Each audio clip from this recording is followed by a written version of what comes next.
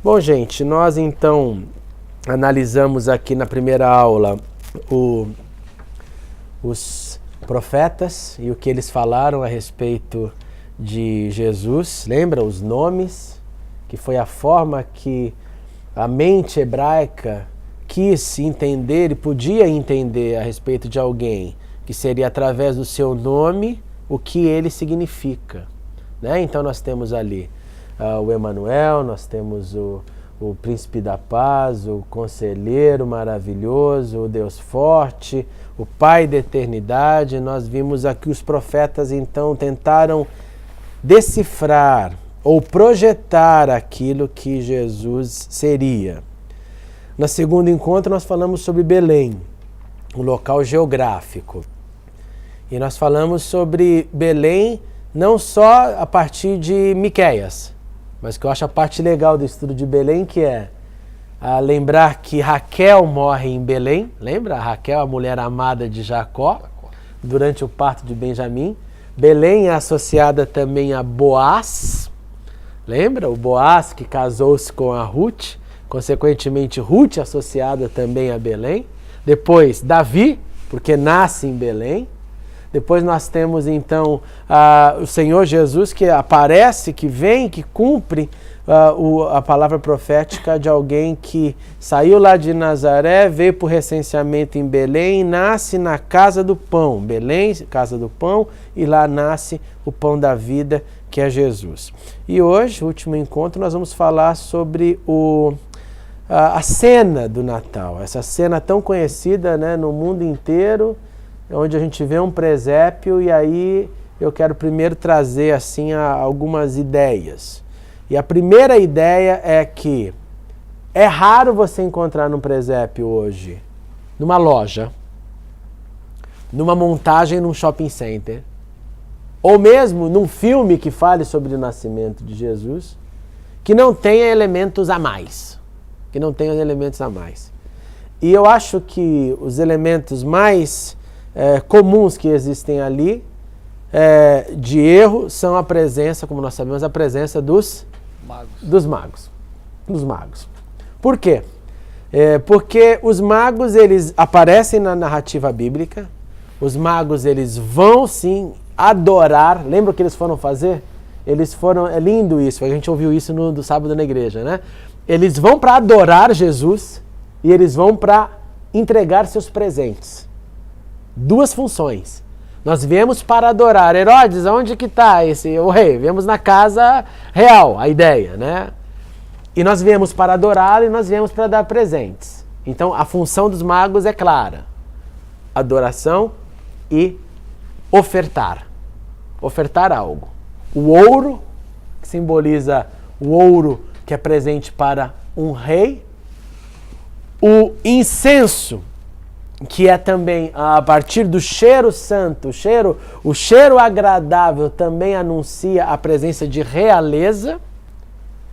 A mirra, ou mira, quando não fala, mas é melhor mirra, porque mira é meu nome, seria um bálsamo para ungir, também para ungir um corpo real, ou royal, como poderíamos dizer. Agora, a Bíblia diz que eles chegam na casa dele, ele já está na casa, ele já não está mais ao redor da manjedoura. Segundo, que eu acho que é a prova maior, muito importante para a gente. O que Herodes faz quando ele fica sabendo que os magos não voltam para ele para dar a notícia? Porque lembra que ele falou, vocês vão, adorem, façam o que vocês quiserem lá e volte, fale aonde ele se encontra, para que eu possa também visitar. O que os magos fazem? Eles não voltam, né? Eles caem fora. Caindo fora, o que acontece com Herodes? O que Herodes decide fazer? Manda matar as crianças até tal idade. Qual que é a tal idade? 2 anos, né? Ótimo, 2 anos. O que você então pensa? Por que você mandaria matar a criança de 2 anos? Porque a criança já era... Logo, a viagem de tantas milhas, que a gente não sabe exatamente, há quem diz aí como realmente alguns scholars vão colocar possivelmente anos de viagem. E se você tivesse que falar para mim Você chutaria aqui uns anos de viagem, o meu chute máximo seria 2 anos. Mas eu acho que foi menos. Pastor, existe uma... Quando nós fizemos o estudo a respeito do profeta Daniel, sim, né? Quando eu estava estudando ali as 70 semanas de Daniel, eu vi uma linha de pensamento, sim, dizendo que esses magos, né, esses astrólogos, esses matemáticos, sim, eles estudavam muito os escritos de Daniel. Sim. Mesmo após a morte de Daniel, mais de 500 anos depois da morte de Daniel, tudo isso aí. Mas esses estudiosos lá da Babilônia, eles entendiam muito de Daniel. Daniel era um homem muito respeitado, mesmo após a sua morte ele continuou sendo muito respeitado na região. Sim. E eles, estudando o livro de Daniel e estudando o livro de Isaías, eles encontraram essas informações a respeito desse nascimento dessa criança e a respeito dessa estrela que ia aparecer. Uhum. Quando eles perceberam essa estrela, eles conhecendo a história, então eles formaram uma comitiva e vieram para Jerusalém para confirmar se isso realmente era verdade. Então veio realmente uma equipe muito grande de pessoas, porque era de um império entrando para um outro império. Sim. Então eles tinham que abordar realmente o rei da região. Então realmente Sim. eles demoraram muito tempo para chegar. Por isso que quando eles chegaram, a criança já era grande. Exatamente. Já era grande assim, perto de 2 anos, acredita-se. Exatamente. Então eles vieram seguindo os passos de Daniel. Exato. As informações de Daniel. Exato. Daniel e o profeta Isaías. É interessante que assim, mesmo eles não sendo parte do povo de Israel, gente, as profecias elas andavam na boca do povo. Eu vou dar um exemplo para vocês. Lembra quando o povo de Israel saiu do Egito? Qual que era a fofoca da época? Isso é bíblica, a fofoca da época do povo que estava ao redor, que não era povo de Israel. Era, caramba, manda uma comitiva para ir lá falar com o líder deles, porque nós ficamos sabendo o que o Deus deles fez no Egito para tirá-los de lá. Nós ficamos sabendo, eu não estava no Egito.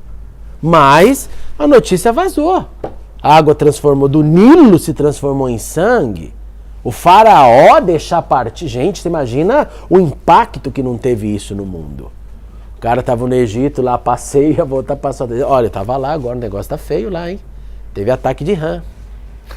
Teve praga de gafanhoto. Que eram coisas comuns no mundo antigo. Então, sim, a profecia, e aqui eu estou literalmente colocando dentro dela, tudo aquilo que diz respeito a Deus, principalmente de milagres, de anúncios, de expectativa, o místico pegava, opa, vamos acreditar nesse negócio. Então, isso é parte.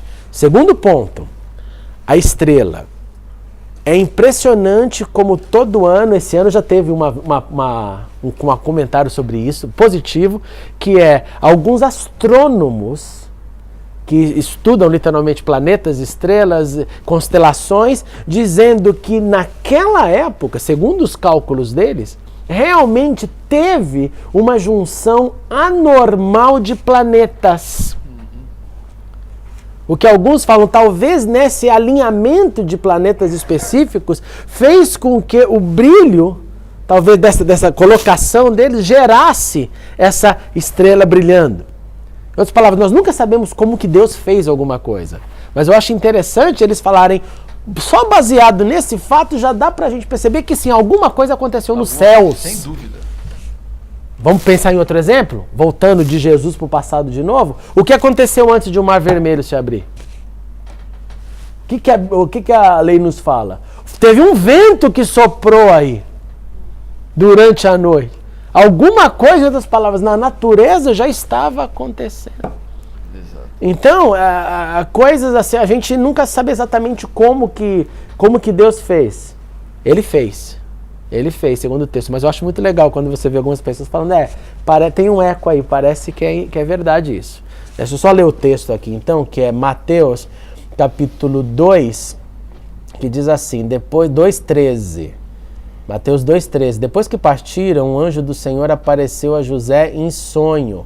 Que partiram quem? Vamos ler um pouquinho antes, está falando dos magos, no 9, 2,9, 2,7. Então Herodes chamou os magos secretamente e informou-se com eles a respeito do tempo exato em que a estrela tinha aparecido. Exato. Infelizmente eles não falam aqui pra gente. Enviou-os a Belém e disse: vão informar-se com exatidão sobre o menino. Logo que o encontrarem, avise-me, para que eu também vá, olha que safado, adorá-lo. Ele literalmente encarna aqui: eu tenho boas intenções espirituais. Depois de ouvirem isso, de ouvirem o rei, eles seguiram seu caminho, e a estrela que tinham visto no oriente foi adiante deles, até que finalmente parou sobre o lugar onde estava o menino. Duas coisas lindas: a estrela que eles tinham visto no oriente e que parou aonde estava o menino. Então, se foi uma conjunção planetária, se foi algo, o fato aqui é, no final da missão, estava lá. É o LEDzinho aqui, né? Estava a estrela lá. Quando tornaram a ver a estrela, encheram-se de júbilo. Em outras palavras, ela ia e voltava. Ela aparecia e sumia. Ao entrarem na casa, viram o menino, olha a palavra aqui, o menino, não mais o bebê. Não mais o bebê. Com Maria, sua mãe, e prostrando-se, adoraram. Então abriram-se os seus tesouros, lhe deram presentes, ouro, incenso e mirra, e tendo sido advertidos em sonho para não voltarem a Herodes, retornaram à sua terra por outro caminho. Um outro aspecto é que existe também possibilidade deles virem também do reino da Pérsia. Porque lembra que eu falei para vocês que a igreja não foi destruída, a igreja de Belém, da Natividade, não foi destruída pelos persas, porque quando eles viram os magos, a imagem desenhada na parede, eles associaram: não, essa galera é nossa, então a gente melhor não mexer com essa igreja.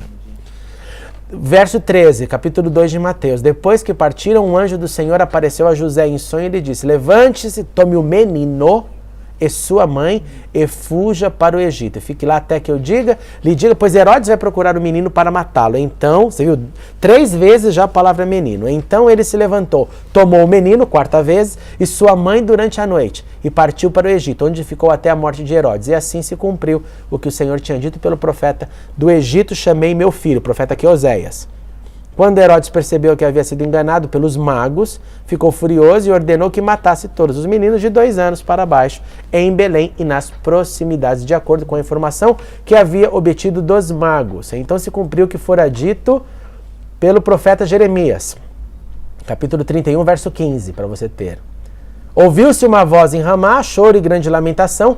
É quem? Raquel, que chora por seus filhos e recusa ser consolada porque já não existem. Qual é a primeira relação de Belém na Bíblia que aparece? É Belém com Raquel. Raquel morreu lá atrás. E quando termina os episódios de Belém, a Raquel está chorando aqui, lembrada pelo profeta, no exato momento que Herodes decide fazer uma matança de novo.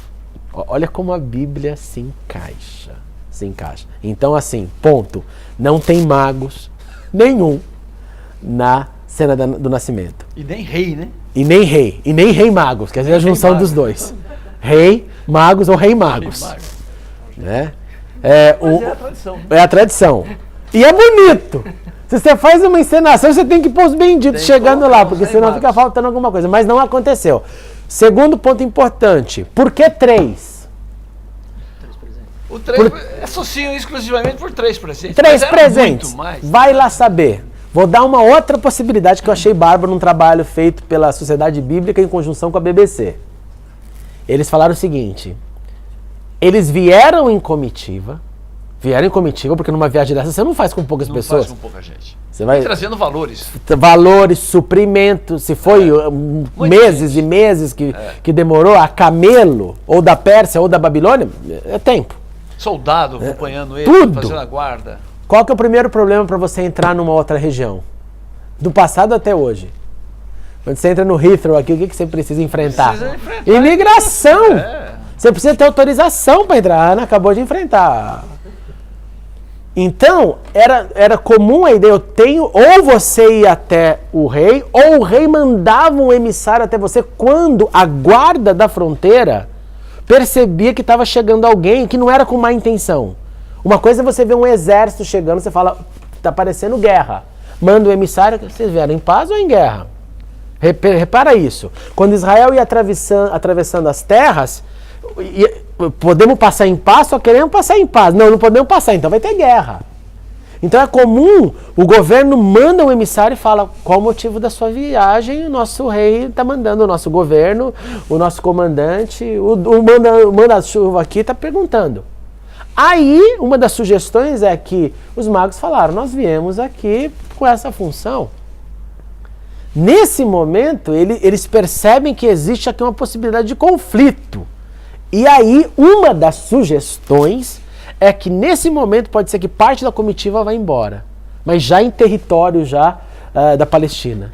E aí, eles ficam com um grupo menor para concluir a missão, para não tornar o evento político.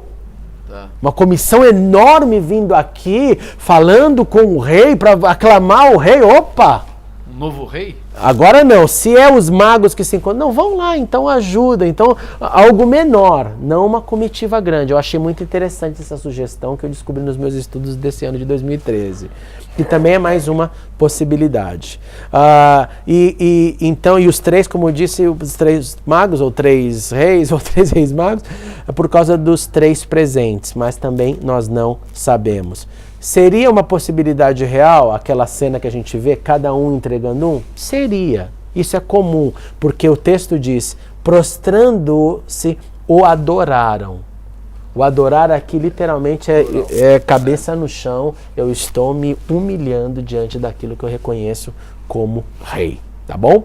Então nós temos aqui, para você que também nos assiste pela internet, o modelo que nós resolvemos criar, a maquete, né, no português, model é em inglês, né, da cena do nascimento. E o Eduardo fez uma obra de arte. Edu, por favor, explica pra gente, pros internautas, como é que foi fazer essa maravilha aqui. Conta, por favor, vai lá. Então, primeiro a gente recebeu o desafio do nosso pastor e montar um presépio de acordo com o informe bíblico, né? E aí começamos a esquentar a cabeça, procurar aí as coisas aí, mas aqui não encontramos nada para comprar, só encontrava as coisas já prontas. A gente não queria nada pronto, a gente queria fazer o negócio, né? E aí surgiu essa ideia de encher uma bexiga, colando papel, e aí depois de seca, aí cortamos, fizemos aí a dita caverna, né? Pera aí, vai com calma, porque eu quero que você entenda que isso aqui é uma obra de arte. A bexiga estava aqui dentro, vai lá, passa, e forrou. A gente encheu a bexiga e fomos colando papel. Fomos colando papel, até cobrir totalmente a bexiga, com várias camadas, né? Várias camadas com cola branca, né? E deixamos secar por no mínimo 24 horas. Depois dela, ela bem seca, bem dura, né? Aí corta o bico da bexiga, né? Ela vai sair todo o ar e é só puxar, a bexiga sai de dentro. Aí fica como se fosse um ovo de Páscoa. Literalmente, né? Só que de jornal, né? Aí corta-se com o estilete e aí se fez a boca. Aí com essa boca que saiu, faz-se o suporte, né? Faz-se o suporte para ela ficar. E aí fizemos essa colagem de papel por dentro para simbolizar aí uma gruta, como provavelmente, né, segundo a tradição, ele deva ter ficado nessa gruta, porque de acordo com o texto bíblico, não se encontrou lugar nas hospedarias. Existe até uma linha de pensamento que não é que não existia local para hospedar. Provavelmente os hospedeiros, né, os hoteleiros, não queriam dar hospedagem para aquela mulher naquele estado de gravidez bastante adiantada, né? Então há essa linha de pensamento. Então por isso eles foram para a periferia da cidade e encontraram essa gruta, onde que normalmente se abrigava animais, né? Acredito eu, né, fruto da minha imaginação, que retiraram os possíveis animais que estavam dentro e ali se instalaram ali para acontecer o nascimento da criança, né? Deixa eu só fazer uma pausa que é interessante que você falou. Você podia ter então em Belém uma casa de alguém com mais dinheiro, e esse que tinha mais dinheiro e tinha animais, a arqueologia nos prova que tinham várias casas com as suas grutas privadas, se assim posso dizer. Então ele tinha sua casa, chegava os seus animais de trabalho, colocava lá. Ou animal de provisão também, né? Que é a ovelha, a vaca, o burro para carregar. E você tinha a sua caverna associada à sua casa. Então você podia ter isso, os que tivessem dinheiro. Agora, interessante é isso que você falou. Se você fosse um pai no meio do ambiente desse, é óbvio que você ia tirar os animais, tentar dar um espaço para sua esposa. Agora, o impressionante é que aonde a manjedoura, que é o lugar onde o animal come, literalmente, é onde fica... eles usam mesmo isso para mostrar que não tinha outra opção. Como pai, nós tiraríamos os bichos. Mas na hora de pensar num bercinho... Não tinha opção. Ele recorreu aonde os animais comiam. E isso é chocante. Né? Você chegar a esse ponto, né? Falar, não tem. Pega esse negócio, vamos pôr pelo menos, fica aqui um lugar. É muito lindo você imaginar, né? Continua. Bom, e aí então, fizemos aí a nossa gruta, né? Como se diz, que está aí, visto aí. Aí faltavam os componentes, né? Os personagens, né? Aí vamos procurar aí no comércio, ver se encontrasse os personagens para comprar. Mas não encontramos. Encontrava aí, às vezes, encontrei algumas lojas aí, a Sagrada Família, mas num bloco só, né? Esses de acrílico, tal, muito caro, tal. E não é isso que eu quero. Aí resolvi fazer a pecinha mesmo. Aí recorri à nossa santa internet, né? Descobri alguém lá no Brasil, uma mulher lá que faz artesanatos em bucha vegetal. E só que ela faz grandes, os bonecos grandes, né? Aí eu olhando várias vezes, aí não, vou fazer os bonequinhos pequenininhos. Aí fizemos os bonequinhos pequenos aí, como os irmãos estão vendo aí. E sem magos, né? Sem magos. Aí coloquei os 2 pastores, né? Porque a Bíblia também não fala quantos pastores, fala pastores. Pastores, exatamente. Então eu coloquei 2, isso significa plural, né? O bercinho, né? O bebezinho e tal, a Maria e o José. Né? E não coloquei nenhum animal porque eu entendi que provavelmente não deveria ter nenhum animal dentro, até por uma questão de segurança e de higiene, né? Exato. Provavelmente o José deve ter limpado bem essa gruta, então por isso eu não coloquei. Não coloquei a estrela, não coloquei anjo, porque também não se fala em anjo aqui dentro dentro da gruta. O anjo só informou os pastores. E foi embora. Né? Então por isso ficou... É um presépio enxuto, né? Legal. Bastante enxuto. E é impressionante, olha, para você ver o que eu falei anteriormente, só o texto, né? O anjo literalmente falou para eles, vamos até Belém, ver o que isso aconteceu. Aqui, ó, verso 16 do capítulo 2 de Lucas. Então correram para lá, depois que os anjos falaram para os pastores, e encontraram Maria, José e o bebê deitado na manjedoura. Então isso aqui não é ficção. Eles usaram realmente aonde os animais comiam. Exatamente. Ponto final. Então isso é legal, isso é fato. Isso é fato. Maravilha, né? Eu achei bárbaro esse trabalho. Então, o que nós temos certeza, um local ou uma casa grande que tinha a dependência dos animais, a estrebaria da casa, ou uma estrebaria numa caverna associada à casa, que por não ter lugar na cidade, serviu de local para aguentar esse rojão. Uma outra coisa que a Bíblia não nos fala, mas que é bem possível será que você e eu, se estivesse com a sua mulher nessa situação, você não iria pelo menos dar um berro na cidade? Tem alguma parteira por aí? Uma outra possibilidade para se pensar. Alguém sabe de alguém? Gente, está nascendo! Porque nós estamos falando do mundo antigo, antiguidade. Então talvez, se isso aconteceu, talvez não. Talvez não teve nem tempo para isso. Como foram as dores de parto, a Bíblia nos fala. É uma ótima pergunta para você ter com Maria. Como é que foi o nascimento? Foi um parto leve? Foi um parto rápido? Foi um parto demorado? Tudo isso, né? Porque a gente tem que lembrar que era uma menina nova. Então é fantástico você pensar nisso. E aí na cena, então, com certeza, qualquer pai faria isso. Tenta prender os animais, coloca num canto aí, porque tem que ter um lugarzinho aqui. Vou deixar a ovelha vindo aqui, dar um beijo no meu filho? Não. Terceiro, sim, manjedoura. Sim, o local do animal foi usado. O rei nasceu com isso. E os pastores e a família, obviamente. Então, vamos lá, Marcão. Marcão também fez um presépio, uma versão moderna. Ele vai explicar pra gente também. Vamos ver se bate a versão. Dá pra ver aí? Levanta aqui pra... Eu já sei, ó, eu já sei. Vamos pôr aqui pra ficar o Marcos... Vou tentar explicar o que eu quis. Vai lá, Marcos. Explica aqui. O nosso internauto tá vendo e também... Dá pra dar um zoom aí? Dá pra ver? Vai lá, explica pra gente. Você vai ter que ver também. Eu fiz uma... Assim, vai lá, Marcos. Pra alegrar um pouco o que a gente vê, né? E eu trouxe assim, tipo como um teatro que a gente usa personagens. Legal. Então eu quis trazer já o nosso grupo dentro da história. Legal. Certo? Então, na verdade, esses desenhos que eu coloquei são perguntas de tudo que eu ouvi que tem.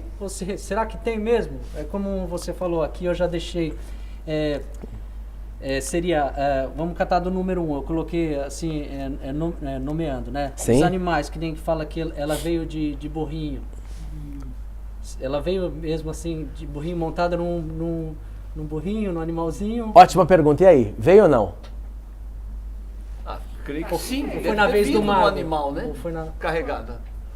Burro ou cavalo? Ou camelo? Não, camelo não, animal, né? Um cavalo.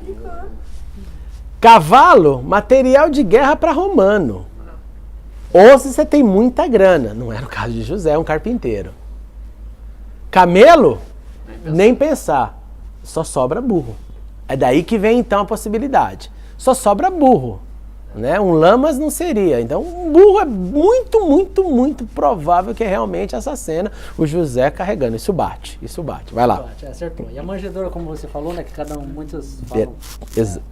Então aí eu coloquei assim, era uma vigília da noite, seria madrugada, o horário, exato. Tava frio, tava chuvoso, não sei se... Então eu coloquei a nossa amiga aqui de roupinha e cachecol aqui. Legal. Né, esse tipo... É você, viu, Pedro? Aqui ele não viu.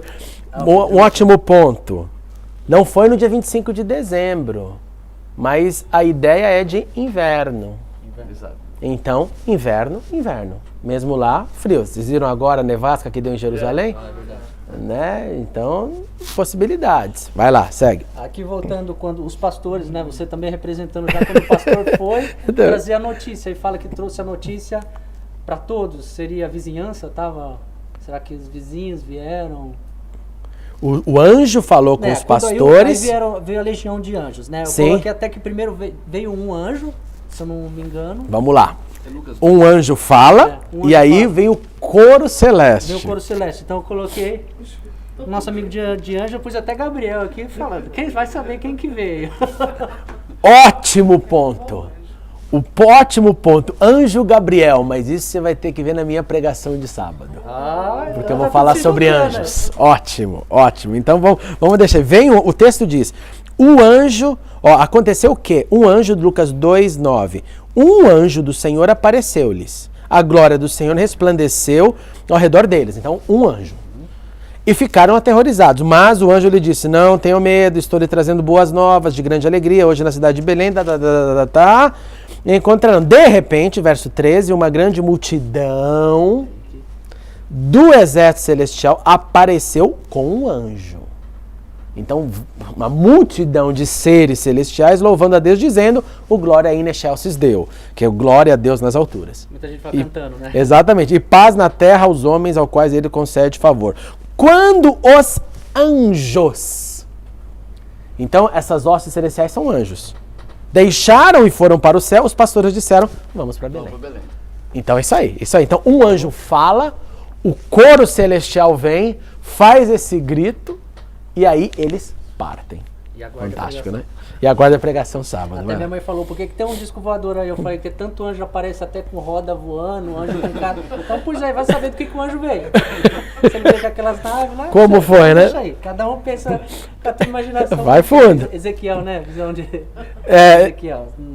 Os carros de fogo de Elias, né? Podia ser uma nave do passado, né? Vai lá saber, então, né? Aí, deixa essa parte. Aí você falou da vizinhança. Seria possível a vizinhança ter estado no momento? Isso é possível? Né? Possível, mas sem provas. Possível por quê? Porque uma mulher gritando no parto, se ela foi uma gritona... Maria esteja longe mesmo. Seria comum. Até mesmo os pastores, né? Com certeza fizeram comentários. Né? Ou talvez um pastor perto de casa. Fica aí guardando minhas ovelhas. Tô indo, e aí fofoca de novo. Possível. Vai lá. E aqui eu coloquei fora dessa cena. Sim. Os famosos 3 ex-magos que não se sabe quantos que é. Sim. Né? Então aí eu coloquei até simbolizando se é rei ou se é mago. Eu coloquei Roberto Carlos e Walter Mercado aqui. Era o Ligue Já esse cara, né? Ligue Já. Uma luz em seu caminho? E você, né, Marcos? Você também, você tá bem, rapaz. Não tô mais parecendo... Você tá um mago mais real aí, rapaz. E não tô levando presente, tô com a mão no bolso que eu tava meio sem dinheiro, então eu pedi um desse do Walter aqui, pra dar. Pra ser um pra cada um. Legal. Já que é rei, não sei se tá pra... Legal, perfeito. O Roy aqui diante tá maravilhoso. E o que eu ia perguntar? Sim. Que lugar do Oriente, né, que você falou aí, tipo... Possivelmente Persa, Babilônia, não sabemos. Algum lugar lá do Oriente, mas essas duas possibilidades são fortes. Ou alguma região da Babilônia, Mesopotâmia, Iraque seria hoje, ou Persa, quando a gente fala, alguma redondeza ali do Irã. Então, estamos entre esses lugares. E é isso o máximo da criatividade. Legal, Trazer fantástico, lindão, rapaz. Isso aí. Não escandaliza não. Não vai criar uma ideia, né? Vamos deixar aqui os nossos modelos. É isso aí, gente. Eu acho muito legal a gente fazer esse fórum, né? Esse estudo, porque principalmente para as crianças, né? Que estão aprendendo isso, e tem criança que aprendeu isso em algum momento e por nunca olhar no texto, nunca parou para pensar nessas coisas, nesses fatos, né? Por que matou com 2 anos as crianças? Por quê? Porque deve ter passado 2 anos. Quando que eles foram para lá visitar, as implicações disso, o contato com a profecia chegando então em alguém que não fazia parte da religião judaica, outra, astrônomos do passado, né? Gente que seguia os sinais dos céus, e Deus vai lá e fala, tudo bem, eu vou pegar um sinal do céu para trazer uma testemunha de fora. E qual que é, e aqui eu concluo, qual que é o ponto de trazer alguém de fora do povo? Não trouxe hebreus que seguiam as estrelas e que moravam no Oriente. Não. Alguém de fora.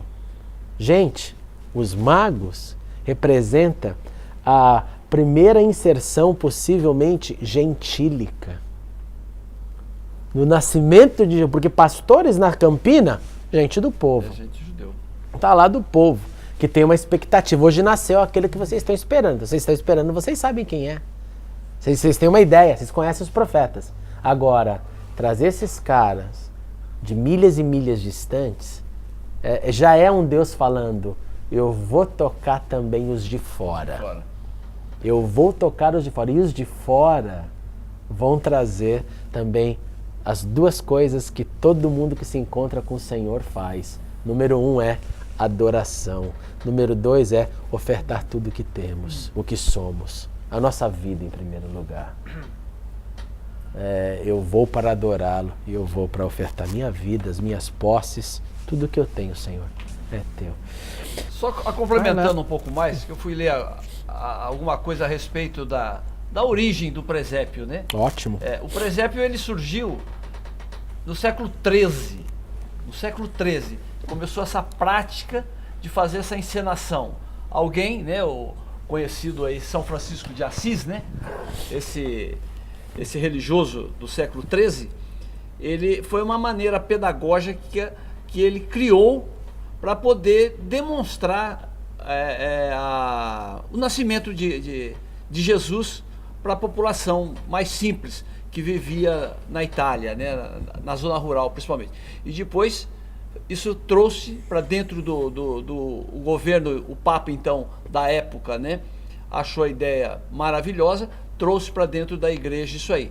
E depois começaram então a fazer algumas modificações. Foi aí então que depois de um certo tempo, que aí começaram a introduzir coisas que não estão no histórico bíblico, no caso dos magos, né, que viraram rei magos, que viraram, tem até nome deles. Isso é tudo apócrifo, não tem nada a ver com a Bíblia, né? Mas a criação foi no ano de 1220, que o São Francisco de Assis, ele criou essa forma pedagógica de poder ensinar. Legal. Né? Ensinar a população mais simples da zona rural a respeito do nascimento de Cristo. E para quem está em Londres, a National Gallery tem verdadeiras obras de arte com essa encenação em pinturas fantásticas. Que você vê lá aqueles quadros maravilhosos e que traz também, de uma certa forma, uma contribuição linda. Primeiro que as obras de arte são maravilhosas, também século XV, século XIV, e de você ver ali aquela ideia desses pintores, trazendo sempre, eu estava falando para minha sobrinha, um Jesus que sempre ilumina o rosto de quem vê. Eu achei lindo, isso meio comum nas pinturas do século XIV, século XV, século XVI. Sempre pintava uma criança e quem estivesse lá olhando, se fosse um burro, um pastor, Maria e José, seja quem for, o rosto brilhando por causa do brilho dele. E é literalmente, né, a luz do mundo nos brilha e fala assim, vai para fora e seja a luz do mundo. Então, de novo, didática, pedagogia para a gente ser iluminado nessa época, né? Não só com as luzes, mas com a verdadeira raiz do Natal. Tenha um bom Natal, um Natal cheio de significado, que Deus te abençoe, celebre, curta, que até o ano que vem, né? Se Deus quiser.